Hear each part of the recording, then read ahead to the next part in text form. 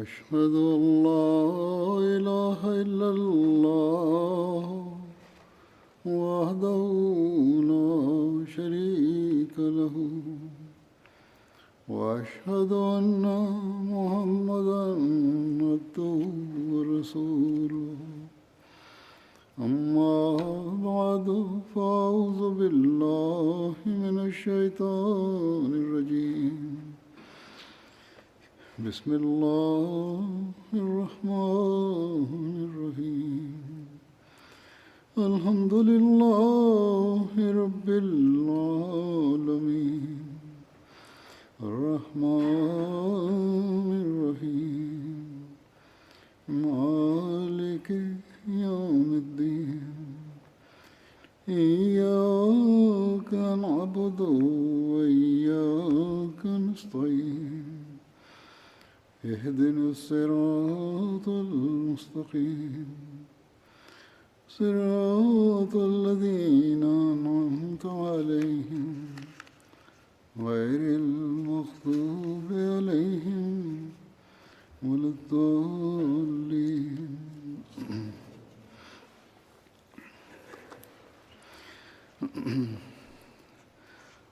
கடந்த ஹுத்பாக்களில் ஹஸ்ரத் உமர் ரதியல்லாஹு அன்ஹு அவர்களுடைய நற்குறிப்பு கூறப்பட்டு வருகின்றது. இன்றும் அதனையே எடுத்து கூறுவேன். ஹஸ்ரத் ஹப்சா பின்த் உமர் அவர்கள் ஹஸ்ரத் உமர் ரதியல்லாஹு அன்ஹு அவர்களது உலக ஈடுபாடின்மை மற்றும் எளிமையை எடுத்துரைத்தவாறு கூறுகிறார்கள். அன்னார் ஒருமுறை தனது கண்ணியத்திற்குரிய தந்தையிடம் கூறினார்கள், அமீருல் முஃமினீன் அவர்களே என்று கூறியதாகவும், மற்றுமொரு அறிவிப்பில், என் தந்தையே, அல்லாஹ் ரிஸ்கை விசாலமாக்கி இருக்கின்றான், மேலும் தங்களுக்கு வெற்றிகளை வழங்கியிருக்கின்றான், மேலும் அதிக அளவில் செல்வத்தை வழங்கியிருக்கின்றான்.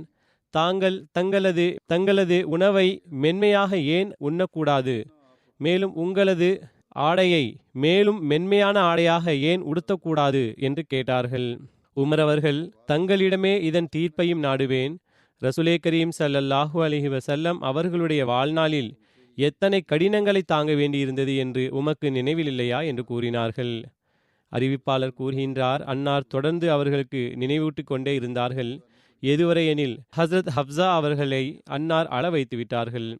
பிறகு ஹஸ்ரத் உமர் அவர்கள், அல்லாஹ்வின் மீது ஆணையாக, எனக்கு ஆற்றல் இருக்கும் வரை ரசூலே கரீம் ஸல்லல்லாஹு அலைஹி வஸல்லம் மற்றும் ஹஸ்ரத் அபூபக்கர் ரலியல்லாஹு அன்ஹு அவர்களுடைய வாழ்நாளின் கடினங்களில் இணைந்திருப்பேன்.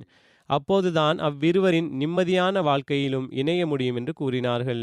மற்றுமொரு அறிவிப்பில் இவ்வாறும் உள்ளது, ஹசரத் உமர் அவர்களிடம், ஹப்சா பின்த் உமரே, நீங்கள் உங்களுடைய சமுதாயத்தின் நன்மையை நாடியிருக்கிறீர்கள், ஆனால் உங்களது தந்தையின் நன்மையை நாடவில்லை. நீங்கள் இவ்வாறு இருக்குமென்றால் சமுதாயத்திற்கு சிறந்த முறையில் இருப்பேன் என்று ஆலோசனை கூறினார்கள். ஆனால் எனது நன்மையை விரும்பவில்லை. பிறகு எனது குடும்பத்தினருக்கு எனது உயிர் மற்றும் எனது செல்வத்தின் மீது உரிமை இருக்கின்றது, ஆனால் எனது மார்க்கம் மற்றும் என்னுடைய அமானிதத்தில் அவர்களுக்கு எந்த உரிமையும் இல்லை என்று கூறினார்கள்.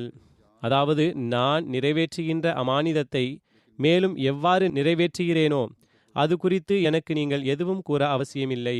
இது குறித்து ஏதும் கூறுவதற்கு உங்களுக்கு எந்த உரிமையும் இல்லை என்று கூறினார்கள். ஹஸ்ரத் இக்ரிமா பின் ஹாலித் அறிவிக்கிறார்கள், ஹஸ்ரத் ஹப்சா மற்றும் ஹஸ்ரத் அப்துல்லாஹ் ஆகியோரை தவிர மேலும் சிலர் ஹஸ்ரத் உமர் ரதியல்லாஹு அன்ஹு அவர்களிடம் பேசியவாறு, ஒருவேளை நீங்கள் சிறந்த உணவை உட்கொண்டீர்கள் என்றால் உண்மைக்காக பணியாற்றுவதற்கு தாங்கள் அதிக ஆற்றல் கொண்டவராகி விடுவீர்கள் என்று கூறினார்கள். ஹஸ்ரத் உமர் அவர்கள், உங்கள் அனைவரது கருத்தும் இதுதானா என்று கேட்டார்கள். அதற்கு அவர்கள் ஆம் என்றார்கள். ஹஸ்ரத் உமர் அவர்கள், நான் உங்களது நன்மையின் நாட்டத்தை புரிந்து கொண்டேன், ஆனால் நான் எனது இரு நண்பர்களை, அதாவது ரசூலுல்லாஹ் ஸல்லல்லாஹு அலைஹி வஸல்லம் மற்றும் ஹஸ்ரத் அபூபக்கர் ஆகியோரை எந்த வழியில் விட்டிருக்கிறேன் என்றால், ஒருவேளை நான் அவர்கள் இருவரது அந்த வழியை விட்டுவிட்டால் நான் அவ்விடத்தில் இருவருடனும் சந்திக்க முடியாமல் போய்விடும். ஹஸ்ரத் முஸ்லிஹ் மௌத் ரதியல்லாஹு அன்ஹு அவர்கள் கூறுகிறார்கள், ரசூலுல்லாஹ் ஸல்லல்லாஹு அலைஹி வஸல்லம் அவர்களுடைய காலம் அச்சம் மற்றும் ஆபத்துகள் நிறைந்த காலமாக இருந்தது. அச்சமயம் அன்னார் முஸ்லிம்களுக்கு வழங்கிய கட்டளைகளிலிருந்து நாம் பாடம் கற்றுக்கொள்ள முடியும். அன்னாரது வழிமுறையும் வழிகாட்டலும் இதுவே ஆகும். அன்னார் ஒன்றுக்கும் மேலாக குழம்பு பயன்படுத்தக்கூடாது என்று வழிகாட்டியும் இருந்தார்கள். இதனை ஹசரத் முஸ்லிஹ் ரதியல்லாஹு அன்ஹு அவர்கள் ஒரு சொற்பொழிவில் எடுத்துரைக்கிறார்கள். தஹ்ரீகே ஜதீத் தொடர்பாக கூறுகிறார்கள், ஒன்றுக்கும் மேலாக குழம்பு பயன்படுத்தக்கூடாது என்பது ரசூலே கரீம் ஸல்லல்லாஹு அலைஹி வஸல்லம் அவர்களது வழிகாட்டலாக இருந்தது. சில சஹாபாக்கள் அதில் எல்லையை மீறி ஈடுபட்டிருந்தார்கள். ஒருமுறை உமர் அவர்களுக்கு முன் புளிப்பு காடியும் உப்பும் வைக்கப்பட்டது. அன்னார், இவ்விரண்டு உணவுகளும் ஏன் வைக்கப்பட்டிருக்கின்றது? ரசூலே கரீம் ஸல்லல்லாஹு அலைஹி வஸல்லம் அவர்களோ ஒன்றினை மட்டும் உண்பதற்கான கட்டளை வழங்கியிருக்கிறார்கள் என்று கூறினார்கள். மக்கள் அன்னாரிடம், இது இரண்டு அல்ல, இரண்டும் சேர்ந்து ஒரு குழம்பு ஆகும், அதாவது காடியும் உப்பும் சேர்ந்து ஒரு குழம்பு ஆகும் என்று கூறினார்கள். ஆனால் அன்னார், இவை இரண்டாகும் என்று கூறினார்கள். ஹசரத் உமர் அவர்களது இச்செயல் ரசூலே கரீம் ஸல்லல்லாஹு அலைஹி வஸல்லம் அவர்கள் மீதான அன்பின் உணர்வின் காரணத்தினால் எல்லை மீறியதாக தென்பட்டாலும் ரசூலே கரீம் ஸல்லல்லாஹு அலைஹி வஸல்லம் அவர்களது எண்ணம் அநேகமாக அவ்வாறாக இருக்கவில்லை. ஆனால் இவ்வுதாரணத்திலிருந்து அன்னார் முஸ்லிம்களிடத்தில் எளிமை அவசியமாகும் என்பதை குறித்து எந்த அளவுக்கு வலியுறுத்தியிருந்தார்கள் என்பது அவசியம் தெரிய வருகின்றது. ஹஸ்ரத் முஸ்லிஹ் ரதியல்லாஹு அன்ஹு அவர்கள் கூறுகிறார்கள், நான் ஹஸ்ரத் உமர் அவர்களுடைய வேண்டுகோளை விடுக்கவில்லை, மேலும் உப்பும் காடியும் வெவ்வேறு குழம்பு என்று கூறவில்லை. ஆனால் இன்றிலிருந்து 3 வருடங்களுக்கு அவற்றுக்கு இடையில் ஒவ்வொரு வருடத்திற்கு பிறகும் நான் மீண்டும் அறிவித்து கொண்டே இருப்பேன். இந்த 3 வருடங்களில் அச்சத்தின் நிலைமை மாறிவிட்டால் கட்டளையும் மாறிவிடலாம் என்ற வேண்டுகோளை வைத்துள்ளார்கள். இந்த போரில் எம்முடன் இணைய விரும்புகின்ற ஒவ்வொரு அஹ்மதியும் அவர் இன்றிலிருந்து ஒரு குழம்பு மட்டுமே பயன்படுத்துவார் என்று உறுதி கொள்ள வேண்டும். ரொட்டி மற்றும் குழம்பு அல்லது சோறு மற்றும் குழம்பு, இவை 2 பொருள்கள் அல்ல, மாறாக இரண்டும் இணைந்து ஒரு உணவு ஆகும். அதனால் ரொட்டியுடன் 2 குழம்பு இருந்தால் அல்லது சோறுடன் 2 குழம்புகளுக்கு அனுமதி இருக்காது. இது தஹ்ரீகே ஜதீதை அறிவித்த அந்த காலகட்டத்தின் விஷயமாகும். மேலும் அக்காலகட்டத்தில் ஜமாத்திற்கு தேவைகள் இருந்தன. மேலும் தமது செலவினை குறைத்து கொண்டு சந்தா கொடுங்கள் என்று அறிவுறுத்தப்பட்டது. அல்லாஹு தாலாவின் அருளால் தற்போது நிலைமை வேறு ஆகும். எனவே இந்த கட்டுப்பாடு இல்லை. ஆனால் இருந்தாலும் வீண் விரயம் செய்யக்கூடாது. ஹஸ்ரத் முஸ்லிஹ் ரதியல்லாஹு அன்ஹு அவர்கள், வல்லதீன இதா யுன்ஃபிகு லம் யஸ்ரிஃபு வலம் யக்தரு வகான பைன தாலிக கவாமா, மேலும் அல்லாஹ்வின் அடியார்களாகிய அவர்கள் செலவு செய்யும் போது வீண் விரயம் செய்யவோ கர்மித்தனம் காட்டவோ செய்யாமல் அவ்விரண்டுக்கும் இடையில் நடுநிலையை கைக்கொள்வார்கள். திருக்குரானின் 25வது அதிகாரத்தின் 68வது வசனம் இதற்கு விளக்கம் அளித்தவாறு கூறுகிறார்கள். அல்லாஹு தாலா கூறுகின்றான், ஒருவேளை எவரும் ரஹ்மானின் அடியாராக விரும்பினால் அவர்கள் தங்களுடைய செல்வத்தை செலவு செய்யும் போது 2 விஷயத்தை கருத்தில் கொள்ள வேண்டும் என்பதும் நிபந்தனையாகும். அவர்கள் தங்களது செல்வங்களில் வீண் விரயம் செய்யக்கூடாது. அவர்களது உணவு பகட்டிற்காகவும் சுவைக்காகவும் இருக்காது, மாறாக சக்தி மற்றும் உடலை நிலைநிறுத்துவதற்காக இருக்கும். அவரது உடை அலங்காரத்திற்காக இருக்காது, மாறாக உடலை மறைப்பதற்கும் இறைவன் அவர்களுக்கு வழங்கிய தகுதியை பாதுகாப்பாக வைப்பதற்காகவும் இருக்கின்றது. எனவே சஹாபாக்களின் நடைமுறை அவர்கள் இவ்வாறே செய்தார்கள் என்பதை தெரிவிக்கிறது. ஹஸ்ரத் உமர் அவர்கள் ஒருமுறை சிரியா சென்றார்கள்.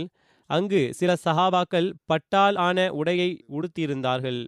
பட்டாடை என்பதன் பொருள் அதில் ஓரளவுக்கு பட்டு இருந்த ஆடையாகும். நோய்வாய்ப்பட்டாலோ அன்றி வேறெந்த ஆணுக்கும் உடுத்துவதற்கு தடையாக இருக்கும் தூய பட்டாடை அல்ல.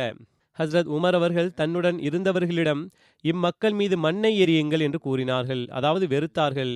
நீங்கள் பட்டாடை உடுத்தும் அளவிற்கு சுகபோகத்தை விரும்புபவர்களாகிவிட்டீர்கள் என்று கூறினார்கள். அதற்கு அவர்களில் ஒரு சஹாபி மேலங்கியை உயர்த்தி காண்பித்தார்கள். அவர் அதற்குள் தடிமனான கம்பிலியிலான தடித்த மேலங்கியை உடுத்தியிருந்தது தெரிய வந்தது. அவர் ஹசரத் உமர் அவர்களிடம், நாங்கள் பட்டாடையை நாங்கள் அவற்றை விரும்புகிறோம் என்ற காரணத்தினால் உடுத்தவில்லை, மாறாக அந்நாட்டு மக்களின் நடைமுறையே அவ்வாறு இருக்கின்ற காரணத்தினால்தான் என்று கூறினார்கள். மேலும் இவர்கள் சிறு வயதிலிருந்தே மிக ஆடம்பரமாக வாழ்ந்து வந்த செல்வந்தர்களை காணும் பழக்கமுடையவர்கள் ஆவர்.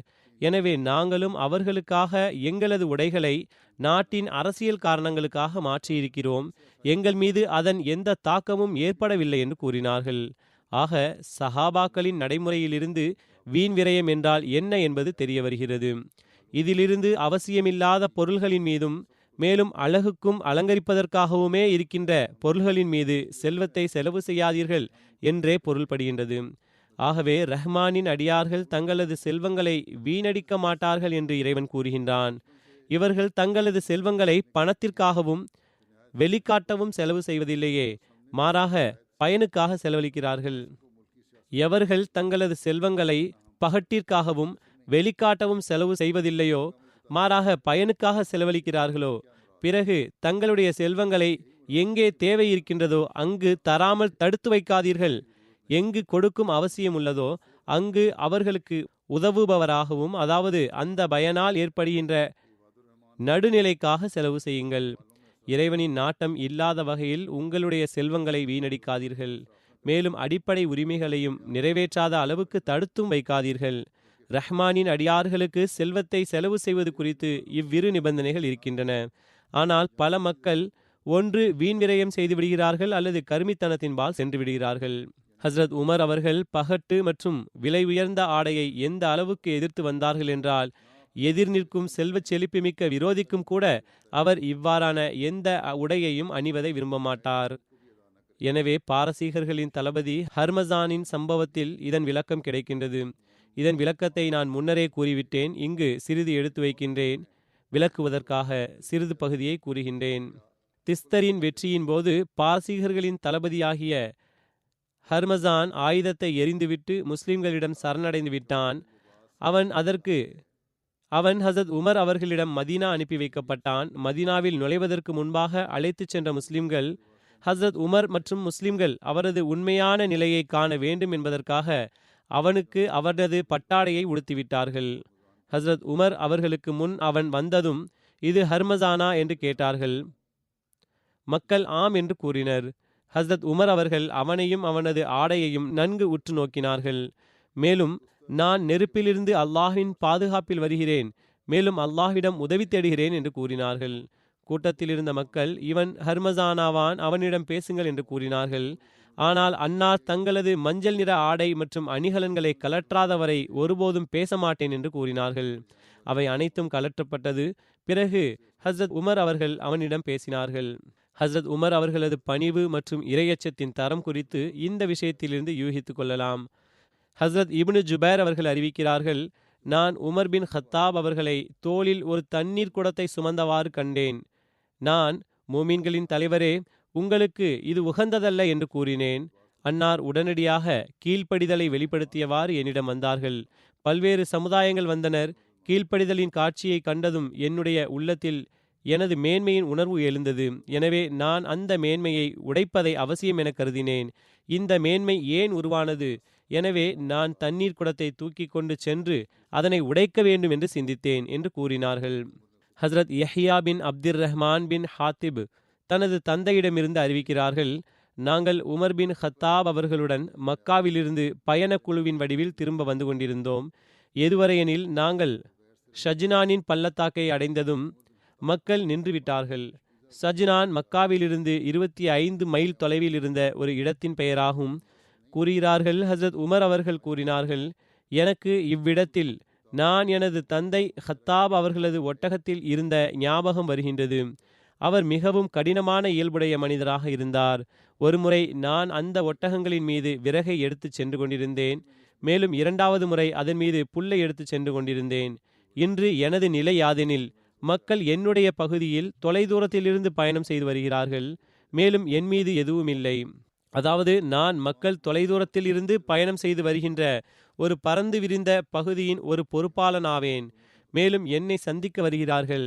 மேலும் என்னை விட மேலாக உலகில் என்னை ஆட்சி செய்யும் வேறு எந்த ஆட்சியாளனும் இல்லை என்று கூறி பிறகு இந்த கவிதையை படித்தார்கள்.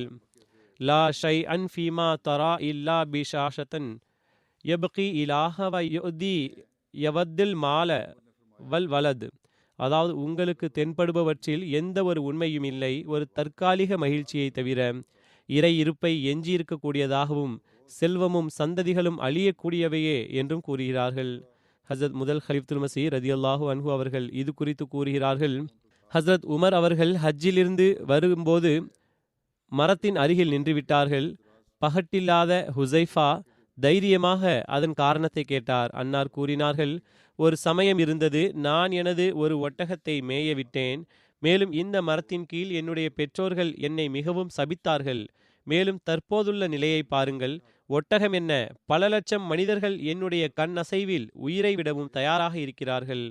ஹஸ்ரத் முஸ்லிஹ் மௌத் ரதியல்லாஹு அன்ஹு அவர்கள் கூறினார்கள், எத்தகைய விந்தையான விஷயம் இது! ஒட்டகத்தை மேய்த்தவர் ஒரு மாபெரும் மன்னராக ஆகிவிட்டார். மேலும் பௌதீக மன்னர் மட்டுமின்றி ஆன்மீக ரீதியிலும் மன்னராகிவிட்டார். ஹஸ்ரத் உமர் அவர்கள்தான் ஆரம்ப வயதில் ஒட்டகத்தை மேய்த்து வந்தார். ஒருமுறை அன்னார் ஹஜ்ஜுக்கு சென்றபோது வழியில் ஓரிடத்தில் நின்று கடுமையான வெயிலாக இருந்தது. மக்கள் மிகவும் வேதனையுற்றார்கள். ஆயினும் தாங்கள் இங்கேயே நிற்கிறீர்கள் என்று எவருக்கும் கேட்க தைரியம் வரவில்லை. இறுதியில் அவர்களுடைய நண்பரான ஒரு சஹாபி அவர்களிடத்தில் அன்னார் அங்கு நிற்பதை குறித்து ஆலோசித்து வந்தார்கள். மக்கள் அவர்களிடம், ஹசரத் உமர் அவர்களிடம் இங்கு ஏன் நிற்கிறீர்கள் என்று கேளுங்கள் என்று கூறினார்கள். அவர் உமர் அவர்களிடம், முன்னேறி செல்லுங்கள், இங்கே ஏன் நிற்கிறீர்கள் என்று கூறினார்கள். ஹசரத் உமர் அவர்கள், நான் இங்கு ஏன் நிற்கிறேன் என்றால், ஒருமுறை நான் ஒட்டகத்தை மேய்த்த காரணத்தினால் களைப்படைந்து இந்த மரத்தின் கீழ் படுத்துவிட்டேன். என்னுடைய தந்தை வந்தார். மேலும் நீ இங்கு வந்து தூங்குவதற்காகவா அனுப்பினேன் என்று கூறி அவர் என்னை அடித்தார். ஒரு சில சமயத்தில் என்னுடைய நிலைமை இவ்வாறு இருந்தது. ஆனால் நான் ரசூலை கரீம் ஸல்லல்லாஹு அலைஹி வஸல்லம் அவர்களை ஏற்றதும் இறைவன் எனக்கு எத்தகைய அந்தஸ்தை கொடுத்தான் என்றால், இன்று ஒருவேளை லட்சக்கணக்கான மனிதர்கள் நான் கூறினால் என்னிடம் உயிரை கொடுக்க ஆயத்தமாகி விடுவர். இந்த சம்பவத்திலிருந்து மேலும் இதுபோன்ற மேலும் பல சம்பவங்களிலிருந்து சஹாபாக்களின் நிலைமை நமக்கு தெரிய வருகிறது. ரசூலை கரீம் ஸல்லல்லாஹு அலைஹி வஸல்லம் அவர்களது கீழ்ப்படிதலினால் அவர்களுடைய நிலைமை எவ்வாறு ஆகிவிட்டது. மேலும் அவர்கள் வேறு எவரும் பெற்றிராத அந்தஸ்தையும் ஞானத்தையும் பெற்றார்கள். ஹஸ்ரத் முஸ்லிஹ் மௌத் ரதியல்லாஹு அன்ஹு அவர்கள் கூறுகிறார்கள், நான் இந்த சம்பவத்தை எதனால் கூறினேன் என்றால், பாருங்கள், ஒரு ஒட்டகத்தை மேய்ப்பவருக்கு வேறு எவரும் புரிய முடியாத மார்க்க மற்றும் பௌதீக ஞானங்கள் கற்றுக் கொடுக்கப்பட்டன. ஒருபுறம் ஒட்டகம் அல்லது ஆடுகளை மேய்க்கின்ற நிலையை பார்த்தால் அறிவை விட்டும் தூர விலகியவர்களாக தென்பட்ட, மறுபுறம் தற்போதும் அரசு சட்ட திட்டங்களை நன்கு அறிந்த ஐரோப்பிய மக்களும் கூட ஹசரத் உமர் அவர்களால் உருவாக்கப்பட்ட சட்டங்களை கண்ணியத்துடன் பார்க்கிறார்கள் என்பதை கவனமாக பாருங்கள். ஒரு ஒட்டகத்தை மேய்ப்பவர் அரசாட்சியுடன் என்ன தொடர்பு கொண்டிருக்கிறார்? ஆனால் பாருங்கள், அவர் செய்தவற்றை கண்டு இன்று உலகமே தலைவணங்குகிறது. அவர்களது அரசாட்சியை புகழ்கிறார்கள். பிறகு பாருங்கள், ஹசரத் அபூபக்கர் அவர்கள் ஒரு சாதாரண வியாபாரியாக இருந்தார்கள். ஆனால் இன்று அவர்களுக்கு கிடைத்திருக்கின்ற இந்த அறிவு, ஞானம் மற்றும் திட்டங்கள் குறித்து உலகமும் வியக்கின்றது. நான் கூறுகின்றேன், அன்னாருக்கு திருக்குரானில் இருந்து அனைத்தும் கிடைத்தது. அன்னார் திருக்குரான் மீது முழு கவனம் செலுத்தி வந்தார்கள். எனவே முழு உலகிற்கும் கிடைத்திராத ஒன்று அன்னாருக்கு கிடைத்தது. ஏனென்றால் திருக்குரான் எப்படிப்பட்ட ஒரு ஆயுதம் என்றால், அதனுடன் உள்ளத்தை பட்டை தீட்டினால் அதில் உலகம் முழுவதிலும் உள்ள ஞானங்கள் தென்படும் அளவிற்கு தூயதாகி விடுகின்றது. மேலும் மனிதனுக்காக எப்படிப்பட்டதொரு கதவு திறக்கிறது என்றால், பிறகு அவரது உள்ளத்தில் இறக்கப்படுகின்ற தடுக்கப்பட்ட எந்த ஒரு ஞானமும் தடைபெற முடியாது. எனவே ஒவ்வொரு மனிதன் மீதும் அவன் திருக்குரானை ஓத மற்றும் சிந்திக்க முயற்சி செய்ய வேண்டியது அவசியமாகும். ஹஸ்ரத் உமர் அவர்களின் பணிவு மற்றும் தன்னடக்கம் தொடர்பாக ஒரு அறிவிப்பில் இவ்வாறு குறிப்பு கிடைக்கின்றது. ஹுசைன் பின் நஃபீர் அறிவிக்கின்றார்கள், ஒரு முறை ஒரு ஜமாஅத் ஹஸ்ரத் உமர் பின் ஹத்தாப் அவர்களிடம் கூறியது, மூமின்களின் தலைவரே, அல்லாஹ்வின் மீது ஆணையாக நாங்கள் தங்களை விட சிறந்த நீதியாளராக, உரிமைகளை அதிகம் கொடுக்கக்கூடியவராக, நய வஞ்சகர்கள் மீது கடுமை காட்டக்கூடியவராக எந்த ஒரு மனிதரையும் கண்டதில்லை. சந்தேகத்திற்கிடமின்றி தாங்கள் ரசூலே கரீம் ஸல்லல்லாஹு அலைஹி வஸல்லம் அவர்களுக்கு பிறகு மக்களுள் மிகச் சிறந்தவராவீர்கள் என்று கூறினார்கள். அவுஃப் பின் மாலிக் அவர்கள் இவ்வாறு கூறியவர். அவரிடம் கூறினார்கள், அல்லாஹ்வின் மீது ஆணையாக நீர் பொய்யுரைத்துள்ளீர். நிச்சயமாக நாங்கள் ரசூலே கரீம் ஸல்லல்லாஹு அலைஹி வஸல்லம் அவர்களுக்கு பிறகு இவர்களை விட சிறந்தவரை கண்டிருக்கிறோம். அதாவது ஹசரத் உமர் அவர்களை விட சிறந்த மனிதரை கண்டிருக்கின்றோம். ஹசரத் உமர் அவர்கள் அது யார் என்று கேட்டார்கள். அதற்கு அவர் அபூபக்கர் ஆவார்கள் என்று கூறினார்கள். ஹசரத் உமர் அவர்கள் அவுஃப் உண்மையை கூறினார் என்று கூறினார்கள். அந்த மனிதரிடம் நீர் பொய்யுரைத்துள்ளீர் என்று கூறினார்கள். அல்லாஹ்வின் மீது ஆணையாக அபூபக்கர் அவர்கள் கஸ்தூரியின் நறுமணத்தை விட அதிக தூய்மையானவர்கள்.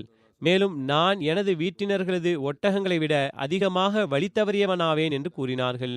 ஹஸ்ரத் முஸ்லிஹ் மௌத் ரதியல்லாஹு அன்ஹு அவர்கள் கூறுகிறார்கள், நபிமொழிகளில் வருகிறது, ஒருமுறை ஹசரத் உமர் மற்றும் ஹசரத் அபூபக்கர் ஆகியோருக்கிடையில் ஒரு விஷயத்தில் கருத்து வேறுபாடு ஏற்பட்டுவிட்டது. அந்த கருத்து வேறுபாடு அதிகரித்து விட்டது. உமர் அவர்களுடைய இயல்பு கடுமையானதாக இருந்தது.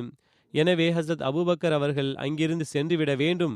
அப்போதுதான் கருத்து வேறுபாடு தேவையின்றி அதிகரிக்காமல் இருக்கும் என்று எண்ணினார்கள்.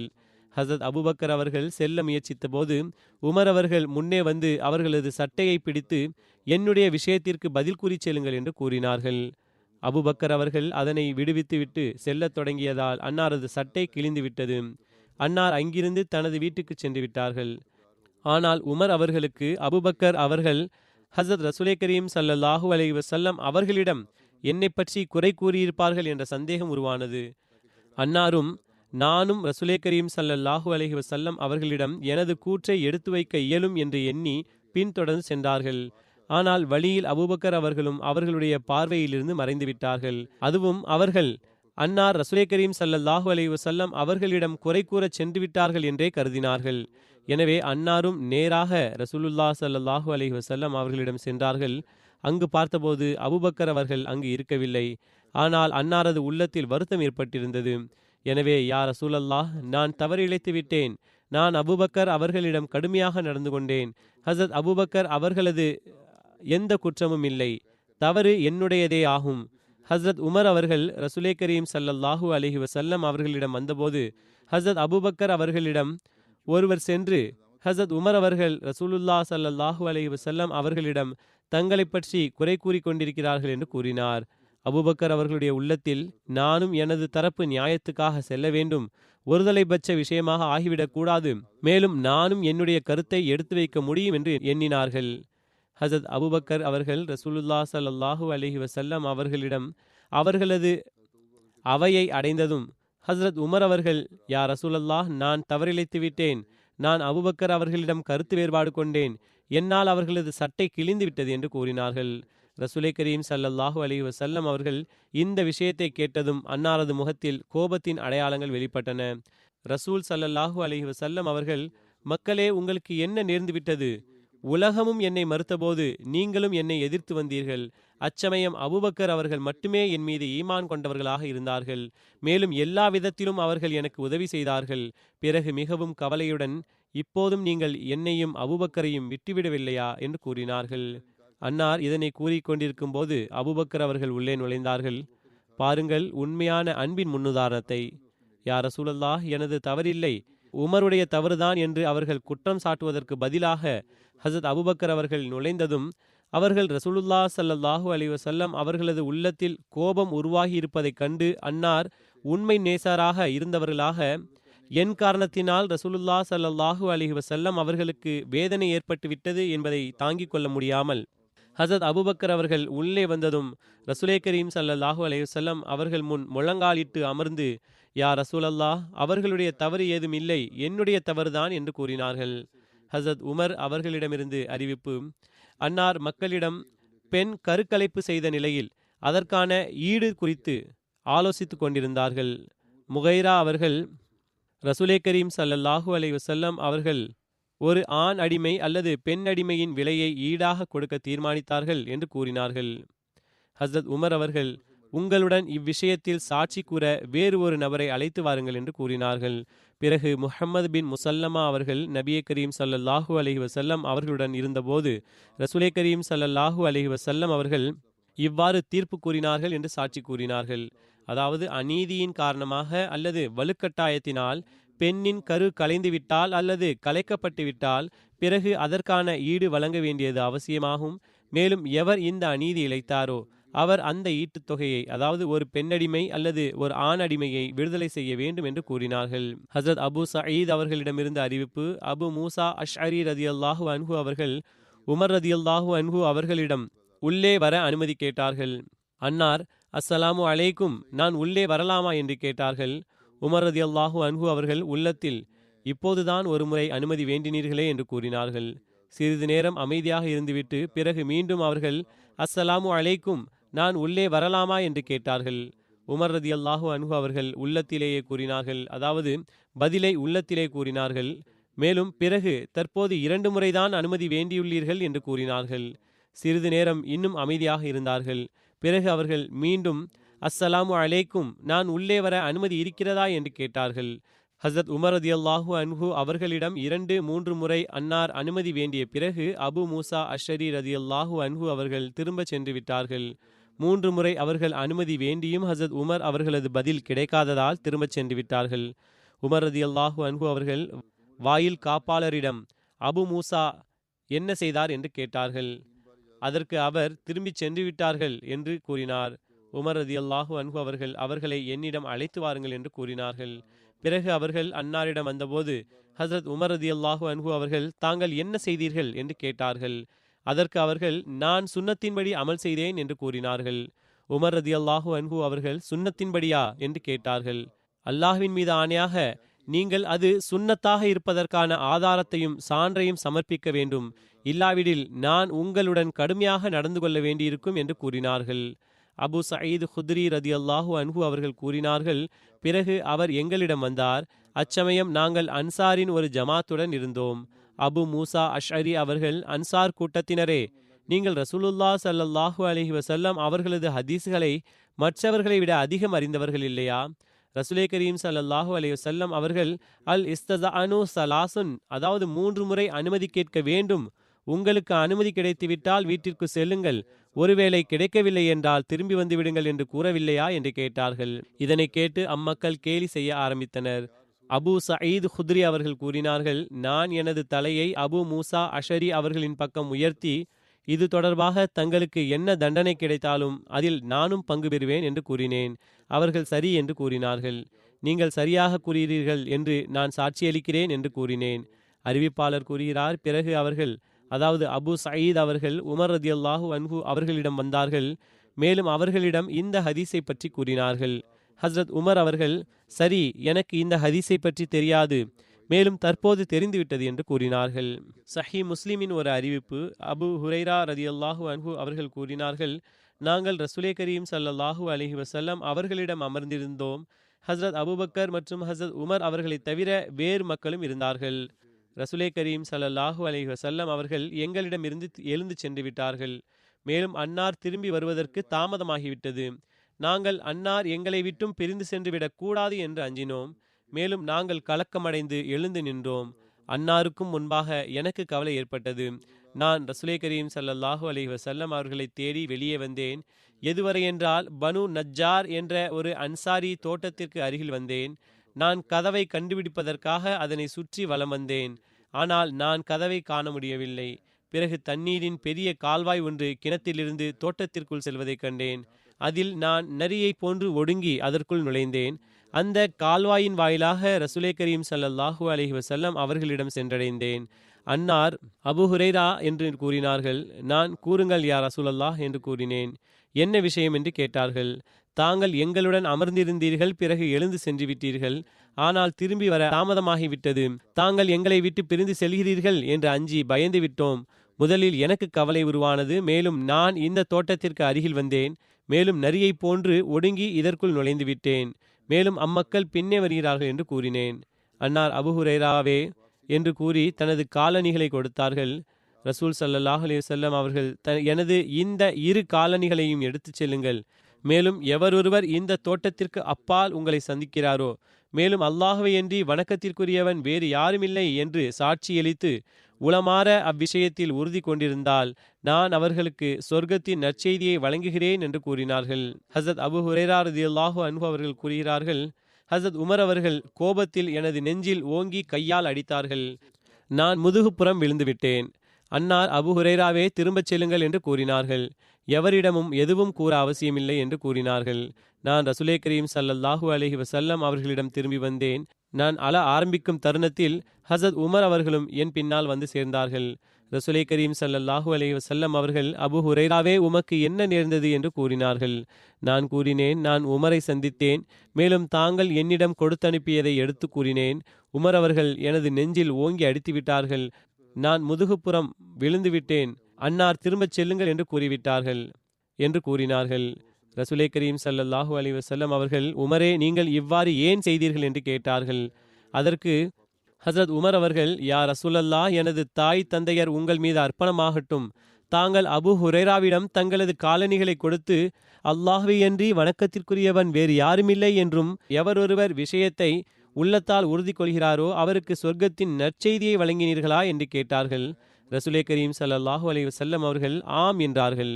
அதற்கு உமர் அவர்கள், அவ்வாறு செய்யாதீர்கள், ஏனென்றால் மக்கள் பிறகு அதிலேயே நம்பிக்கை கொண்டு விடுவார்கள் என்று நான் அஞ்சுகிறேன்.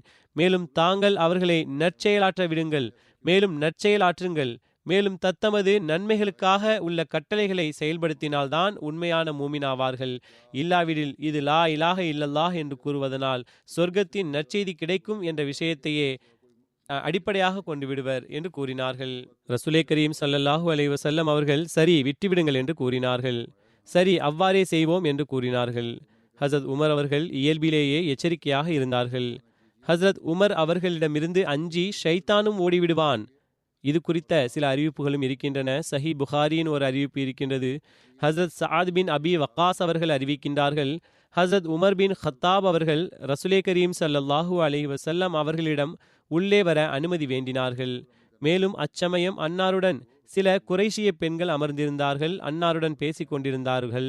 மேலும் அன்னாரிடம் அதிக செலவை வேண்டிக் கொண்டிருந்தார்கள். அவர்களது குரல் ரசூலே கரீம் ஸல்லல்லாஹு அலைஹி வஸல்லம் அவர்களுடைய குரலை விட மேலோங்கி இருந்தது. ஹஸ்ரத் உமர் பின் ஹத்தாப் அவர்கள் உள்ளே வர அனுமதி வேண்டியதும் அவர்கள் உடனடியாக எழுந்து திரைக்கு பின் சென்று விட்டார்கள். மேலும் ரசூலே கரீம் ஸல்லல்லாஹு அலைஹி வஸல்லம் அவர்கள் ஹஸ்ரத் உமர் அவர்கள் வருவதற்கு அனுமதி வழங்கினார்கள். ஹஸ்ரத் உமர் அவர்கள் வந்ததும் மேலும் ரசூலே கரீம் ஸல்லல்லாஹு அலைஹி வஸல்லம் அவர்கள் சிரித்து கொண்டிருந்தார்கள். ஹஸ்ரத் உமர் அவர்கள், யா ரசூலல்லாஹ், தங்களை எப்போதும் சிரித்த வண்ணம் அல்லாஹ் வைக்கட்டுமாக என்று கூறினார்கள். நபியே கரீம் ஸல்லல்லாஹு அலைஹி வஸல்லம் அவர்கள், என்னுடன் இருந்த பெண்களைக் கண்டு வியக்கிறேன் என்று கூறினார்கள். தங்களுடைய குரலை அவர்கள் கேட்டவுடன் விரைவில் திரைமறைவில் சென்று விட்டார்கள். அதற்கு ஹஸ்ரத் உமர் அவர்கள், யா ரசூலல்லாஹ், தாங்கள் தான் அஞ்சுவதற்கு மிக தகுதி வாய்ந்தவர்கள் ஆவீர்கள் என்று கூறினார்கள். பிறகு அவர்கள், தத்தமது உயிர்களுக்கு எதிரிகளே, நீங்கள் என்னை கண்டு அஞ்சுகிறீர்களா? ரசூலே கரீம் ஸல்லல்லாஹு அலைஹி வஸல்லம் அவர்களை கண்டு அஞ்சவில்லையா என்று பெண்களிடம் மிக உரத்த குரலில் கேட்டார்கள். அதற்கு அவர்கள், தாங்கள் மிக கடின இயல்பு கொண்டவர்கள், கடினமான இயல்பை உடையவர்கள். ரசூலே கரீம் ஸல்லல்லாஹு அலைஹி வஸல்லம் அவர்கள் அவ்வாறானவர்கள் அல்ல என்று கூறினார்கள். அதற்கு ரசூலே கரீம் ஸல்லல்லாஹு அலைஹி வஸல்லம் அவர்கள் கூறினார்கள், ஹத்தாபின் மகனே, கேளுங்கள். எவனது கையில் எனது உயிர் இருக்கின்றதோ அவன் மீது ஆணையாக, ஷைத்தான் உங்களுடைய வழிகளில் எப்போது சந்தித்தாலும் நிச்சயமாக அவன் தனது அந்த வழியை விட்டுவிட்டு வேறு வழியில் சென்று விடுவான் என்று கூறினார்கள். ஆயிஷா ரதியல்லாஹு தஆலா அன்ஹா அவர்கள் அறிவிக்கின்றார்கள், ஒருமுறை ரசூலே கரீம் ஸல்லல்லாஹு அலைஹி வஸல்லம் அவர்கள் அமர்ந்திருந்தார்கள். நாங்கள் ஒரு சப்தத்தை கேட்டோம், குழந்தைகளது குரலையும் கேட்டோம். ரசூலே கரீம் ஸல்லல்லாஹு அலைஹி வஸல்லம் அவர்கள் எழுந்து நின்றார்கள். அங்கு ஒரு கருப்பின பெண் இருந்தாள். அவள் ஆடி வித்தை காண்பித்து கொண்டிருந்தாள். மேலும் குழந்தைகள் அவளுக்கு அருகில் குழுமி இருந்தார்கள். ரசூலே கரீம் ஸல்லல்லாஹு அலைஹி வஸல்லம் அவர்கள், ஆயிஷாவே, வாருங்கள், வந்து பாருங்கள் என்று கூறினார்கள். நான் வந்து எனது நாடியை ரசூலே கரீம் ஸல்லல்லாஹு அலைஹி வஸல்லம் அவர்களது தோல் மீது வைத்து பார்க்க தொடங்கினேன். என்னுடைய நாடி அன்னாருடைய தோல் மற்றும் தலைக்கு இடையே இருந்தது. பிறகு ஹுசூர் அவர்கள் என்னிடம், உங்களுக்கு திருப்தி ஏற்படவில்லையா என்று கேட்டார்கள். நான் அன்னாருக்கு என் மீது எவ்வளவு அக்கறை இருக்கின்றது என்று தெரிந்து கொள்ள இன்னும் இல்லை என்று கூறினேன். ஹஸ்ரத் உமர் ரதியல்லாஹு அன்ஹு அவர்கள் வந்தார்கள். மக்கள் அந்த பெண்ணிடமிருந்து ஓடிவிட்டார்கள். ஹஸ்ரத் ஆயிஷா அவர்கள் கூறுகிறார்கள், ரசூலே கரீம் ஸல்லல்லாஹு அலைஹி வஸல்லம் அவர்கள், ஜின் மற்றும் மனிதனின் ஷைத்தான் உமரை கண்டு ஓடிவிடுவார்கள் என்று கூறினார்கள். ஹஸ்ரத் ஆயிஷா, பிறகு நான் அங்கிருந்து திரும்பி வந்துவிட்டேன் என்று கூறினார்கள்.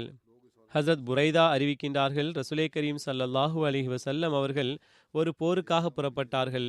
அன்னார் திரும்பி வருகையில் ஒரு கருப்பு நிற அடிமை பெண் வந்து, யா ரசூலல்லாஹ் ஸல்லல்லாஹு அலைஹி வஸல்லம், ஒருவேளை அல்லாஹு தஆலா தங்களை குறை ஏதுமின்றி திரும்பி வரச் செய்தால் நான் தங்கள் முன் தஃபை அடித்து பாட்டு பாட நேர்ந்து இருக்கிறேன் என்று கூறினாள். ரசூலே கரீம் ஸல்லல்லாஹு அலைஹி வஸல்லம் அவர்கள், ஒருவேளை நீங்கள் நேர்ந்திருந்தால் அடியுங்கள், இல்லாவிடில் வேண்டாம் என்று கூறினார்கள். எனவே அவள் தஃபை அடிக்க ஆரம்பித்தாள். ஹஸ்ரத் அபூபக்கர் வருகை தந்தார்கள். அவள் தஃபை அடித்து கொண்டிருந்தாள். பிறகு ஹஸ்ரத் அலி வந்தார்கள். அவள் தஃபை அடித்து கொண்டிருந்தாள். பிறகு ஹஸ்ரத் உஸ்மான் வந்தார்கள். அவள் பிறகும் தஃபை அடித்து கொண்டிருந்தாள். பிறகு ஹஸ்ரத் உமர் அவர்கள் வருகை தந்தார்கள். அவள் அந்த தஃபை கீழே வைத்துவிட்டு அதற்கு மேல் அமர்ந்து கொண்டாள். ரசூலே கரீம் ஸல்லல்லாஹு அலைஹி வஸல்லம் அவர்கள், உமரே, ஷைத்தானும் உங்களை கண்டு அஞ்சுகிறான் என்று கூறினார்கள். நான் உட்கார்ந்திருந்தேன். அவள் தஃபை அடித்து கொண்டிருந்தாள். பிறகு அபூபக்கர் வந்தார்கள். அவள் தஃபை அடித்து கொண்டிருந்தாள். பிறகு அலி வந்தார்கள். அவள் தஃபை அடித்து கொண்டிருந்தாள். பிறகு உஸ்மான் வந்தார்கள். அவள் தஃபை அடித்து கொண்டிருந்தாள். ஆனால் உமர், நீங்கள் வந்ததும் அவள் தஃபை வைத்து விட்டாள் என்று கூறினார்கள். ஹசரத் வாக்களிக்கப்பட்ட மஸீஹ் அலைஹிஸ்ஸலாம் அவர்கள் கூறுகின்றார்கள், ரசூலே கரீம் ஸல்லல்லாஹு அலைஹி வஸல்லம் அவர்கள் ஹஸ்ரத் உமர் அவர்களிடம், ஒரு வேலை செய்தால், ஒருவேளை ஷைத்தான் உங்களுடைய வழியில் வந்தால் வேறு வழியில் திரும்பிச் சென்று விடுவான், மேலும் உங்களைக் கண்டு அஞ்சுகிறான் என்று கூறினார்கள். மேலும் இந்த சான்றிலிருந்து நிரூபணமாவது யாதெனில், ஷைத்தான் ஹசரத் உமர் அவர்களிடமிருந்து ஒரு இழிவான ஆண்மையற்றவனை போன்று ஓடிவிடுகிறான். ஹசரத் உமர் அவர்களது நாவு மற்றும் உள்ளத்தில் இருந்த உண்மை மற்றும் நிறைவினை குறித்து ரசூலே கரீம் ஸல்லல்லாஹு அலைஹி வஸல்லம் அவர்கள் ஒருமுறை கூறினார்கள். ஹசரத் அப்துல்லாஹ் பின் உமர் அவர்களிடமிருந்து ஒரு அறிவிப்பும் கூறுகின்றார்கள். ஹசரத் ரசூலே கரீம் ஸல்லல்லாஹு அலைஹி வஸல்லம் அவர்கள், அல்லாஹ் உண்மையை உமர் அவர்களது நாவிலிருந்தும் உள்ளத்திலிருந்தும் தொடரச் செய்கின்றான். ஹசரத் இப்னு அப்பாஸ் அவர்கள் தனது சகோதரர் ஃபஸ்ல் அவர்களிடமிருந்து அறிவிக்கிறார், நான் ரசூலே கரீம் ஸல்லல்லாஹு அலைஹி வஸல்லம் அவர்கள் இவ்வாறு கூற கேட்டிருக்கிறேன். அதாவது, உமர் பின் ஹத்தாப் என்னுடன் நான் எங்கு விரும்புகிறேனோ அங்கு இருக்கின்றார், மேலும் அவர் எங்கு விரும்புகிறாரோ நான் அங்கு அவருடன் இருக்கின்றேன். மேலும் எனக்கு பிறகு உமர் பின் ஹத்தாப் எங்கு இருப்பாரோ அவருடன் உண்மை இருக்கும். அலி கூறுகிறார்கள், நாங்கள் ஒருவர் மற்றவருடன் மன நிறைவுடனும் நாவு மற்றும் உள்ளத்திலிருந்து அலி ரதியல்லாஹு அன்ஹு அலி கூறுகிறார்கள், நாங்கள் ஒருவர் மற்றவருடன் மன நிறைவு ஹசரத் உமர் அவர்களது நாவு மற்றும் உள்ளத்திலிருந்து ஏற்படுகிறது என்று பேசிக்கொண்டிருந்தோம். ஹசரத் முஸ்லிம் ரதியல்லாஹு அன்ஹு அவர்கள் கூறினார்கள், ரசூலே கரீம் ஸல்லல்லாஹு அலைஹி வஸல்லம் அவர்கள் தனது ஒரு மனைவியிடம், என்னுடைய பயணப் பொருட்களை கட்ட ஆரம்பித்து விடுங்கள் என்று கூறினார்கள். அவர்கள் பயணத்திற்கான ஏற்பாட்டை ஆரம்பித்தார்கள். ஹசரத் ஆயிஷா அவர்களிடம், எனக்காக மாவு போன்றவற்றை அல்லது தானிய வகைகளை அரைத்து தயார் செய்யுங்கள் என்று கூறினார்கள். இவ்விதமான உணவு வகைகளே அந்நாட்களில் இருந்தன. எனவே அவர்கள் தானியங்களிலிருந்து மண் போன்றவற்றை எடுக்க ஆரம்பித்தார்கள். அப்போது அபுபக்கர் அந்த வீட்டில் மகளிடம் வந்தார்கள். மேலும் அவர்கள் இந்த ஆயத்தத்தை பார்த்து என்ன நடக்கின்றது என்று ஆயிஷாவிடம் கேட்டார்கள். ரசூலே கரீம் ஸல்லல்லாஹு அலைஹி வஸல்லம் அவர்கள், ஏதும் பயண ஏற்பாட்டில் இருக்கிறார்களா என்று கேட்டார்கள். பயண ஏற்பாடாகத்தான் தெரிகிறது என்று கூறினார்கள். ரசூலே கரீம் ஸல்லல்லாஹு அலைஹி வஸல்லம் அவர்கள் பயண ஏற்பாட்டிற்காக கூறினார்கள். ஏதும் போருக்கான எண்ணம் இருக்கின்றதா என்று கேட்டார்கள். ஒன்றும் தெரியாது என்று பதிலளித்தார்கள். ரசூலே கரீம் ஸல்லல்லாஹு அலைஹி வஸல்லம் அவர்கள், என்னுடைய பயணப் பொருட்களை தயார் செய்யுங்கள் என்று கூறினார்கள். நாங்கள் அவ்வாறு செய்கின்றோம். 2-3 நாட்களுக்கு பிறகு அன்னார் ஹசரத் அபுபக்கர் மற்றும் ஹசரத் உமர் அவர்களை அழைத்து கூறினார்கள், பாருங்கள், இறைவனது மனிதர் இவ்வாறு வந்தார், இவ்வாறு இருந்தார் என்பது உங்களுக்கு தெரியுமா என்று கூறினார்கள். பிறகு கூறினார்கள், இந்த சம்பவம் நிகழ்ந்தது. மேலும் எனக்கு இறைவன் இந்த சம்பவத்திற்கு முன்னதாக தெரிவித்திருந்தான். அவர்கள் துரோகம் விளைவித்து இருக்கிறார்கள், அதாவது மக்காவாசிகள் துரோகம் செய்துள்ளார்கள். நாம் அவர்களுடன் உடன்படிக்கை செய்துள்ளோம். இப்போது நாம் அஞ்சுவது என்பது ஈமானுக்கு முரணானதாகும். மேலும் அவர்களது தைரியம் மற்றும் ஆற்றலை கண்டு அவர்களுக்கு போட்டியாக ஏற்பாடுகள் செய்ய வேண்டாமா? எனவே நாம் அங்கு செல்ல வேண்டும். உங்களுடைய கருத்து என்ன என்று கேட்டார்கள். ஹசரத் அபூபக்கர் அவர்கள், யா ரசூலல்லாஹ், தாங்கள் அவர்களுடன் உடன்படிக்கை செய்துள்ளீர்கள். மேலும் பிறகு அது உங்களுடைய சமுதாயமாகும். அதாவது தாங்கள் உங்களது சமுதாயத்தை அழித்து விட்டீர்களா என்ற பொருளில் கேட்டார்கள். ரசூல் ஸல்லல்லாஹு அலைஹி வஸல்லம் அவர்கள், நாம் நமது சமுதாயத்தை அழிக்க மாட்டோம், உடன்படிக்கையை மீறுபவர்களை அழிப்போம் என்று கூறினார்கள்.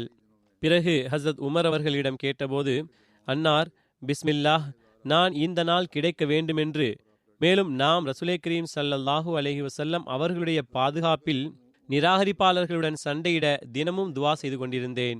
ரசூலே கரீம் ஸல்லல்லாஹு அலைஹி வஸல்லம் அவர்கள், அபுபக்கர் மிகவும் மென்மையான இயல்புடையவர்கள் ஆவார்கள் என்றும், ஆனால் உண்மையான கூற்று உமர் அவர்களுடைய நாவிலிருந்து தான் அதிகம் வெளிவந்துள்ளது என்றும் கூறினார்கள். ஆயத்தம் செய்யுங்கள் என்று கூறினார்கள். பிறகு அன்னார், அல்லாஹ் மற்றும் ரசூல் மீது ஈமான் கொண்டவர்கள் ரமலானின் ஆரம்ப நாட்களில் மதினாவில் ஒன்று கூடுங்கள் என்று சுற்றியிருந்த கோத்திரங்களுக்கு தகவல் அனுப்பினார்கள். எனவே படை ஒன்று சேர ஆரம்பித்தது. மேலும் பல்லாயிரக்கணக்கானோரை கொண்ட படை ஆயத்தமாகிவிட்டது. மேலும் அன்னார் போரிட சென்றார்கள். அபுபக்கர் மற்றும் உமர் அவர்களது மேன்மை குறித்து மற்றொரு அறிவிப்பு இருக்கின்றது.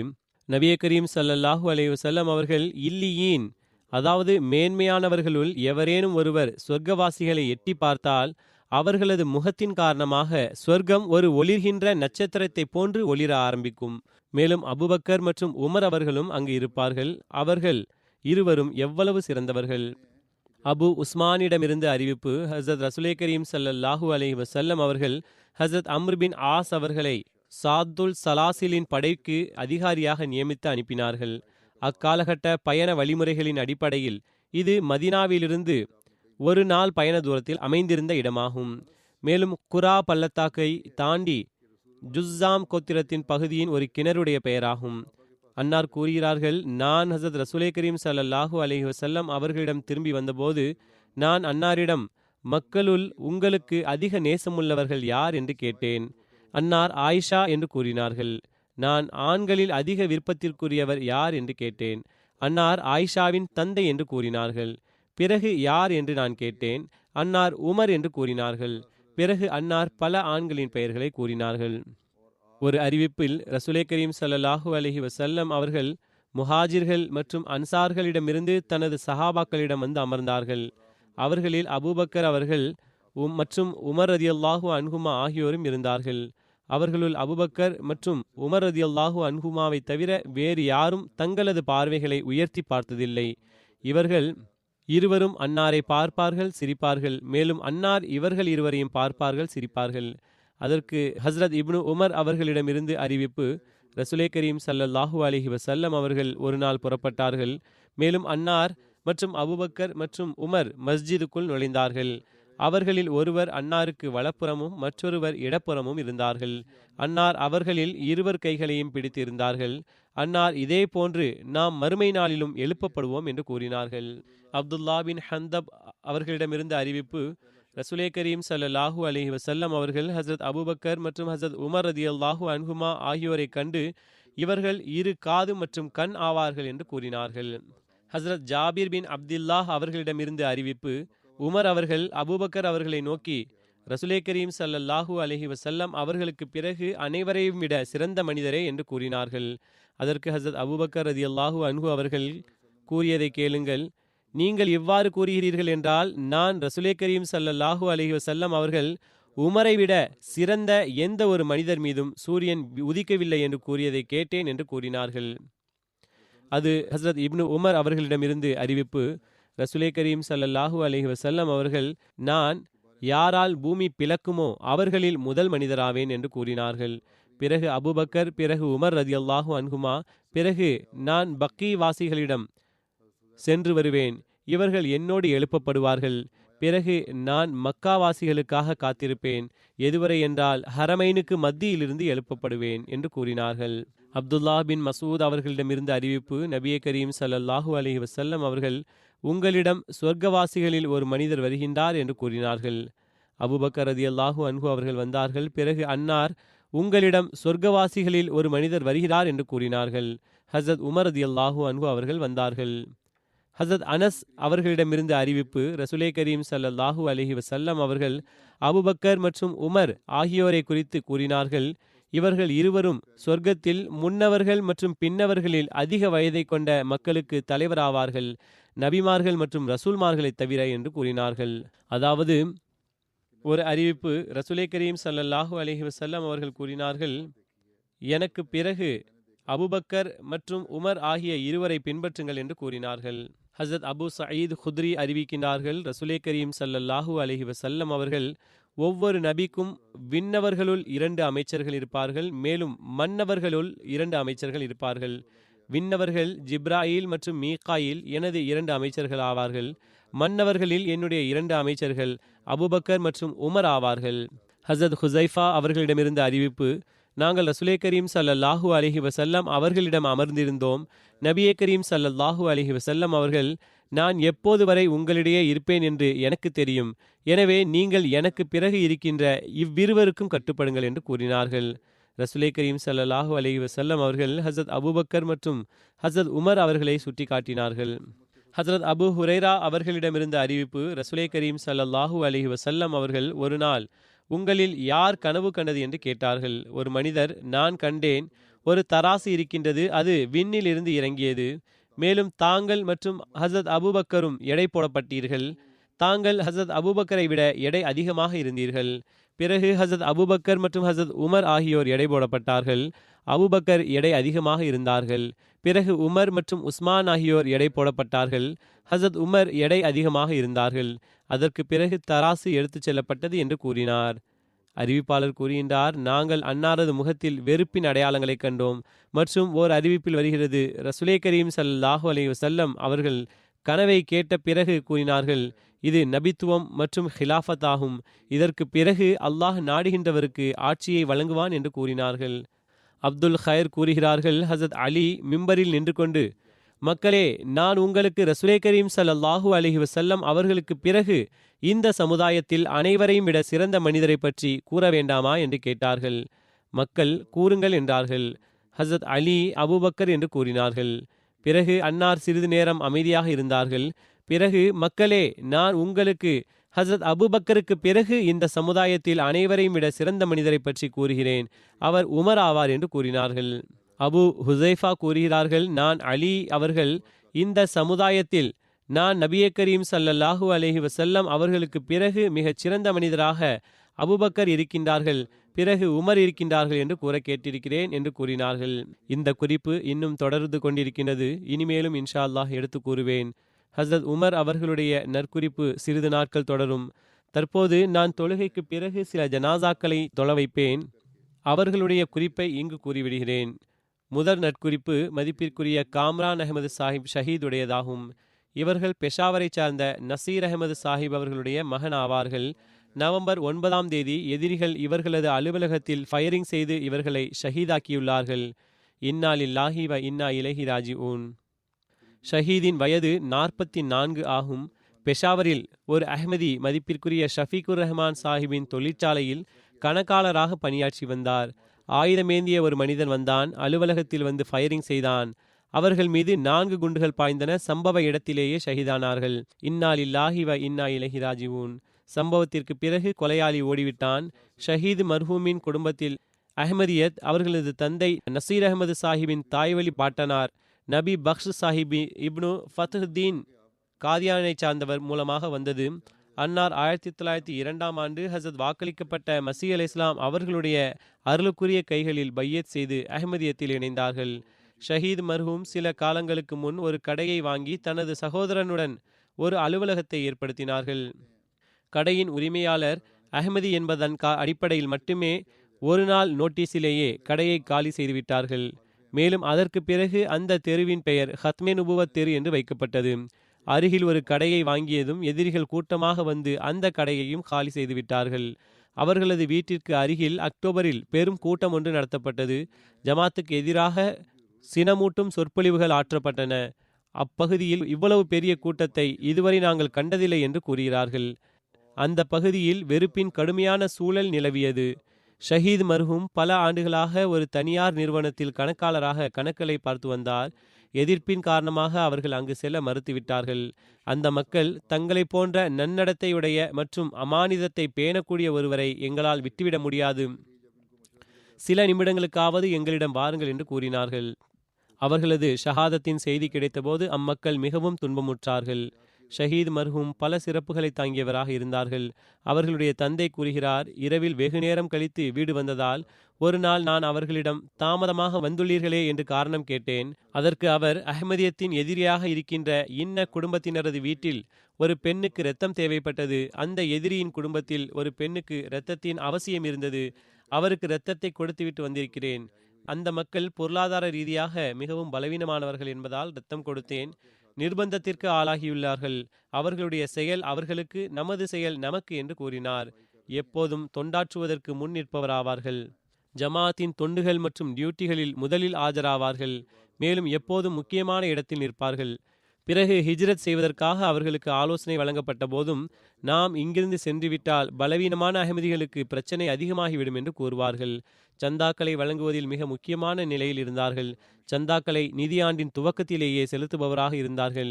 12-13 வயதில் ஒருமுறை முபாஹலா பேம்ப்லெட் விநியோகித்ததன் காரணத்தால் அவர்களை போலீஸ் கைது செய்தது. அடுத்த நாள் விடுதலை செய்யப்பட்டார்கள். கூறுகிறார்கள், ஷஹாதத் நிகழ்வதற்கு 2 தினங்கள் முன்பு அவர்கள் ஒரு கனவு கண்டார்கள். ஒரு முதிய வயதுடைய பெண் அவர்களுடைய வீட்டில் சுத்தம் செய்கிறாள். மேலும் 4வது ஹலீஃபா வர உள்ளார்கள் என்று கூறினாள். சிறிது நேரத்திலேயே ஹுசூர் ரஹிமஹுல்லாஹ் அவர்கள் வருகை தந்தார்கள். ஷஹீத் மர்ஹூமின் கையை பிடித்து கொண்டார்கள். மிகவும் அன்பாக, நாம் ஒன்றாக இருப்போம் என்று கூறினார்கள். மேலும் நீங்கள் என்னுடனேயே இருக்க வேண்டும் என்றும் கூறினார்கள். அல்லாஹ்வின் அருளால் வசியத் அமைப்பில் இணைந்திருந்தார்கள். மென்மையான சுபாவம் கொண்டவர்கள். அப்பகுதியில் அனைவருக்கும் பிடித்தமானவராக இருந்தார்கள். நல்ல மனிதராகவும் ஏழைகளுடன் மனிதநேயத்துடன் நடந்து கொள்பவராகவும் ஹிலாஃபத்துடன் ஈடில்லா நேசம் கொண்டவராகவும் இருந்தார்கள். பின்விட்டு சென்றவர்களில் அவர்களது தந்தை, தாயார் ஆகியோர் உள்ளனர். தந்தை நசீர் அகமது சாஹிப், தாயார் ஆகியோர் உள்ளார்கள் மற்றும் மனைவி மற்றும் 3 குழந்தைகள் இருக்கின்றார்கள். 13 வயது, 11 வயது, 8 வயது சிறுவர்களாக அவர்கள் இருக்கிறார்கள். அல்லாஹு தாலா இந்த பிள்ளைகளுக்கும் பாதுகாவலனாகவும் உதவியாளராகவும் இருப்பானாக. அனைவருக்கும் மன தைரியத்தையும் பொறுமையையும் வழங்குவானாக. மேலும் அவர்களுடன் பாவ மன்னிப்பு மற்றும் கருணையுடனும் நடந்து கொள்வானாக. அந்தஸ்தை உயர்த்துவானாக. அவர்களது தாயார் நோயுற்றிருக்கிறார்கள், அவர்களுக்காகவும் துவா செய்யுங்கள். கேன்சர் நோயாளி, அல்லாஹ் தாலா அவர்களுக்கு அருள் புரிவானாக. ஆமீன். இரண்டாவது நற்குறிப்பு டாக்டர் மிர்சா நபீர் அஹமது சாஹிப் மற்றும் ஆயிஷா அம்பர் சையதுடையது. அமெரிக்காவில் மலாக்கில் ஒரு விபத்தில் இருவரும் வஃபாத்தானார்கள். டாக்டர் மிர்சா நபீர் அஹமது அவர்களுடைய வயது 35 ஆகும். இன்னா லில்லாஹி வ இன்னா இலைஹி ராஜிவூன். மர்ஹூமின் பூட்டனார் ஹசரத் டெப்டி மியா முகமது ஷரீப் சாஹிப் ஆவார்கள். இவர்கள் ஹசரத் மசீமது அல் இஸ்லாம் அவர்களின் சஹாபி ஆவார்கள். மர்ஹூமின் தாதி மாஸ்டர் அப்துல் ரஹ்மான் சாஹிப் ரதியல்லாஹு அன்ஹு அவர்களுடைய மகள் ஆவார்கள். அன்னாரது தாய் வழி பாட்டனாரும் சஹாபி ஆவார்கள். இவர்களது குடும்பத்தில் பலர் சஹாபியாக இருக்கிறார்கள். 2012 இவர்கள் அமெரிக்காவிற்கு வந்துவிட்டார்கள். 17 வயதில் வசியத் அமைப்பில் இணையும் நல்வாய்ப்பு இவர்களுக்கு கிடைத்தது. மஜ்லிஸ் குத்தாமில் அஹ்மதியாவின் காயிதாக தொண்டாற்றும் வாய்ப்பு கிடைத்திருக்கின்றது. மேலும் கூறுகிறார்கள், மர்ஹூம் மல்வாவின் மஸ்ஜிதுக்காக ஒரு புதிய கட்டிடத்தை வாங்குவதற்காக உள்ளூர் ஜமாத்தில் எல்லோரையும் விட அதிகமாக நன்கொடை வழங்கியவர்களுள் ஒருவராவார். பின்விட்டு சென்றவர்களுள் அவர்களது தந்தை இருக்கின்றார்கள். மிர்சா நதீர் அஹமது சாஹிப் செக்ரட்டரி உமூரே ஆமாவாகவும் இஸ்லாமாபாத்தில் தற்போது இருக்கிறார்கள். தாயார் இஸ்லாமாபாத் ரீஜனல் சதர் லஜ்னாவின் சகோதரி ஆவார்கள். நாதியா மற்றும் 2 சகோதரர்கள் இருக்கிறார்கள். இவர்களது மனைவி ஆயிஷா அம்பர் வஃபாத்தின் போது அவர்களுடன் இருந்தார்கள். அவர்கள் செய்யது ஷுஜாத் ஷா சாஹிப் ஜப்பானின் மகள் ஆவார்கள். மேலும் ஜப்பானின் நமது தற்போதைய முரப்பி இப்ராஹிம் அவர்களது சகோதரி ஆவார்கள். இவர்களுடைய குடும்பத்தில் அஹ்மதியத் சையது அப்துல் ரஹீம் ஷா சாஹிப் பக்லா மூலமாக 1930 ஹஸ்ரத் முஸ்லிஹமௌத் ரதியல்லாஹு அன்ஹு அவர்களுடைய கைகளில் அன்னார் பையத் செய்தார்கள். மேலும் நான் கூறியது போன்று இவர்களுடைய வஃபாத்தும் தனது கணவருடன் விபத்தில் நடந்தது. 2 நாட்களுக்கு பிறகு ஆயிஷா அம்பர் அவர்களுடைய மரணம் நிகழ்ந்தது. மர்ஹூமா MTA இன்டர்நேஷனலின் ஒரு சுறுசுறுப்பான குழு உறுப்பினர் ஆவார். மேலும் எனது ஹுத்பாக்களை ஜப்பானிய மொழியில் நேரடியாக மொழியாக்கம் செய்து வந்தார். மேலும் சப் டைட்டிலிங்கும் செய்து வந்தார்கள். ஜப்பான் மொழியில் அவர்களுடைய உறவினர்களில் அவர்களுடைய தந்தை சையது ஷுஜாத் சாஹிப் மற்றும் தாயார் சையீதா துர்ரை சமீன் மற்றும் 3 சகோதரர்களும் இருக்கிறார்கள். ஒரு சகோதரியும் இருக்கின்றார்கள். ஜப்பானில் முரப்பியாக இருக்கின்ற இவர்களது சகோதரர் இப்ராஹிம் கூறுகிறார்கள், ஜமாஅத்தின் பல பணிகளில் எனக்கு உதவி புரிந்துள்ளார்கள். லெக்சர் லாகூர் மற்றும் நமது இறைவன் நூல்களின் ஜப்பானிய மொழிபெயர்ப்பில் எனக்கு உதவி செய்து வந்தார்கள். மேலும் மொழியாக்கத்தில் என்னை எப்போதும் வியப்பில் ஆழ்த்தி வந்தார்கள். ஃபார்மசி படித்திருந்தும் கூட இவ்வளவு நன்றாக எவ்வாறு மொழியாக்கம் செய்கிறார்கள் என்று. இவர்களது மூத்த சகோதரி ஃபாத்திமா கூறுகிறார்கள், அவர்களுடைய டைரி கிடைத்தது. அவற்றுள் ஒன்று என்னிடம் வந்துவிட்டது எதிர்பாராவிதமாக. மேலும் ஒவ்வொரு பக்கத்திலும் 2 தலைப்புகள் இருக்கின்றன. ஒன்றில் எனது உலக வாழ்க்கை என்றும் மற்றொன்றில் எனது மார்க்க வாழ்க்கை என்றும் 2 பக்கங்களில் தினசரி வாழ்க்கையின் பணிகளை, உலக நோக்கங்களை, குறிப்பான அந்த உலக வாழ்க்கை பகுதியிலும் மார்க்க பக்கத்தில் மார்க்க நோக்கங்களையும் எழுதியுள்ளார்கள். மேலும் ஜமாத்தின் நோட்டீஸ் மற்றும் மார்க்க அறிவுக்காக வக்ஃப் செய்திருந்தார்கள். ஒவ்வொரு பக்கமும் மிகவும் அழகாகவும் சிந்தித்தும் எழுதியிருந்தார்கள். காலத்தின் ஹலீஃபாவின் ஒவ்வொரு வார்த்தைகளையும் உன்னிப்பாக கேட்பது மற்றும் அதன்படி அமல் செய்வது, மேலும் தனது சகோதர சகோதரிகளுக்கும் அதனை வலியுறுத்துவது அவர்களுடைய சிறப்பு வழிமுறையாக இருந்தது. ஜப்பானிய தோழிகளுக்கு இஸ்லாத்தின் மதிநுட்பமான போதனைகளை குறித்து விழிப்புணர்வூட்டுவார்கள். அல்லாஹு தாலா இருவருடனும் பாவ மன்னிப்பு மற்றும் கருணையுடன் நடந்து கொள்வானாக, அந்தஸ்தை உயர்த்துவானாக. அடுத்த நற்குறிப்பு சௌத்ரி நசீர் அஹமது சாஹிப் கராச்சியில் செக்ரட்டரி மாலாக இருந்தார்கள். கிளிப்டன் ஜமாத்தில் இருந்தார்கள். சௌத்ரி நதீர் அஹமது சாஹிப்பின் மகன் ஆவார்கள். 69 வயதில் அன்னாருடைய வஃபாத் நிகழ்ந்தது. இன்னா லில்லாஹி வ இன்னா இலைஹி ராஜிவூன். இவர்கள் தன்னுடைய மனைவி மற்றும் சகோதரருடன் ஃபஜ்ர் தொழுகைக்கு இமாமத் செய்து கொண்டிருந்தார்கள். 2வது ரக்கத்தில் சஜ்தாவின் போது திடீரென இதயம் செயலிழந்து விட்டது. அதன் காரணத்தினால் இறையடி சேர்ந்தார்கள். அல்லாஹ்வின் அருளால் மூசியாக இருந்தார்கள். ஹசரத் வாக்களிக்கப்பட்ட மஸீஹ் அலைஹிஸ்ஸலாம் அவர்கள் தொழுகையின் நிலையில் மரணிப்பதை ஒரு பெருமைக்குரிய மரணமாக கூறியிருக்கிறார்கள். சௌத்ரி நதீர் அஹமது சாஹிப் இவருடைய தகப்பனார். அவர்களுக்கு ரிட்டையர்மெண்ட்டுக்கு பிறகு 25 ஆண்டுகள் ஜமாத்திற்கு தொண்டாற்றும் வாய்ப்பு கிடைத்தது. வேளாண் துறையின் துணைத் தலைவராகவும் பொறுப்பேற்றிருக்கின்றார்கள். அவர்களது சிறிய சகோதரர் சௌத்ரி நயீம் அஹமது சாஹிப் கருவூல அதிகாரியாக தற்போது அஞ்சுமனில் பணியாற்றி வருகிறார். பின்விட்டு சென்றவர்கள் இவர்களுடைய மனைவி நுஸ்ரத் நசீர். இவர்களுக்கு பிள்ளை இல்லை. 1972 கராச்சி ஷிஃப்ட் ஆனார்கள். அங்கேயே அவர்களுடைய வியாபாரம் இருந்தது. அங்கு பல்வேறு துறைகளில் ஜமாத் தொண்டாற்றும் நல்வாய்ப்பு கிடைத்தது. மேலும் வழக்கத்திற்கு மாறாக தொண்டாற்றும் நல்வாய்ப்பு கிடைத்தது. அல்லாஹ் இவர்களுடன் கருணையுடனும் பாவ மன்னிப்புடனும் நடந்து கொள்வானாக. அடுத்த குறிப்பு, சர்தாரா பீவி சாஹிபா சௌத்ரி நபி பக்ஷ் சாஹிபின் மனைவி தாரு ரஹ்மத் மேற்கு ரபுவாவில் கடந்த சில நாட்களுக்கு முன்பு வஃபாத்தானார்கள். இன்னா லில்லாஹி வ இன்னா இலைஹி ராஜிவூன். இவர்கள் பட்டான்கோட் குர்தாஸ்பூர் ஜில்லாவை சார்ந்தவராக இருந்தார்கள். பிறகு ஹிஜ்ரத் செய்து பாகிஸ்தான் வந்துவிட்டார்கள். முதலில் சியால்கோட், பிறகு சிந்தில் இருந்தார்கள். பெற்றோர்கள் மற்றும் அனைத்து குடும்பத்தினரும் ஷியா பிரிவோடு தொடர்புடையவர்கள். 1949 தனது குடும்பத்துடன் அன்னார் அஹ்மதியத்தை ஏற்றுக்கொண்ட பிறகு பெற்றோர்கள், உங்களுடைய கணவர் காஃபிராகிவிட்டார், எனவே நீங்கள் திரும்பி வந்துவிடுங்கள் என்று கூறினார்கள். அதற்கு பதிலாக அவர்கள் தனது வீட்டினரிடம், இப்போது நான் உண்மையில் முஸ்லீமாகிவிட்டேன் என்று கூறினார்கள். தங்களிடம் இருந்தவரை ஃபஜர் தொழுகை மட்டுமே தொழுது கொண்டிருந்தேன். இப்போது ஐவேளை தொழுகை மட்டுமின்றி தஹஜத் தொழுகையையும் முறையாக தொழுது வருகிறேன். எனவே மறுபடியும் வரமாட்டேன். 14 வருடங்களுக்கு பிறகு தன்னுடைய பெற்றோர்களை சந்திக்க சென்றார்கள். அப்போதும் அவர்களை அன்புடன் சந்தித்தார்கள். ஆனால் அதற்கு பிறகும் கூட அந்த பெற்றோர்களது உள்ளம் மென்மையாகவில்லை. மேலும் அவர்கள் ஒருபோதும் இவர்களை சந்திக்கவும் வரவில்லை. ஜமாத்துடன் உண்மையான அன்பு கொண்டிருந்தார்கள். ஹிலாஃபத்துடன் நேசத்துடன் தொடர்பு கொண்டிருந்தார்கள். ஏழை எளியவர்களை பராமரிக்கக்கூடிய, மற்றவர்களுக்கு உரிமைகளை கொடுக்கக்கூடிய பெண்ணாக இருந்தார்கள். இவர்கள் மூசியாவாக இருந்தார்கள். பின்விட்டு சென்றவர்களில் 3 மகன்களும் 4 மகள்களும் இருக்கிறார்கள். இவர்களது மூத்த மகன் டாக்டர் அப்துல் ரஹீம் சாஹிப் நுஸ்ரத் ஜஹான் திட்டத்தின் கீழ் சீராலியோனில் தொண்டாற்றும் நல்வாய்ப்பு கிடைத்திருக்கின்றது. சிறிய மகன் அப்துல் ஹாலிக் முரப்பி சில்சிலா ஆவார்கள். இன்றைய நாட்களில் கேமரூனில் தொண்டாற்றும் நல்வாய்ப்பு பெறுகிறார்கள். அங்கு மிஷனரி இன்சார்ஜும் ஆவார்கள், அமீரும் ஆவார்கள். செயற்களத்தில் தற்போது சுறுசுறுப்பாக உள்ளார்கள். மேலும் இதன் காரணத்தினால் தாயாருடைய ஜனாசாவுக்கு வர முடியவில்லை. அல்லாஹ் தாலா இவர்கள் அனைவருக்கும் பொறுமை மற்றும் தன்னம்பிக்கையை வழங்குவானாக. மர்ஹூமாவின் அந்தஸ்தை உயர்த்துவானாக. ஆமீன்.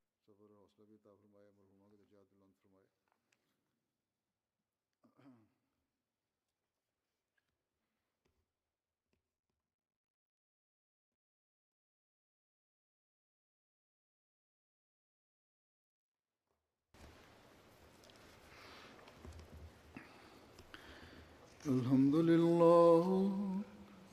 لله نحمده ونستعينه ونستغفره ونؤمن به ونتوكل عليه ونعوذ بالله من شرور أنفسنا ومن سيئات أعمالنا. من يهده الله فلا مضل له ومن يضلل فلا هادي له ونشهد أن لا إله إلا الله ونشهد أن محمدا عبده ورسوله. عباد الله رحمكم الله إن الله يأمر بالعدل والإحسان وإيتاء ذي القربى وينهى عن الفحشاء والمنكر والبغي يعظكم لعلكم تذكرون. اذكروا الله يذكركم وادعوه يستجب لكم ولذكر الله أكبر.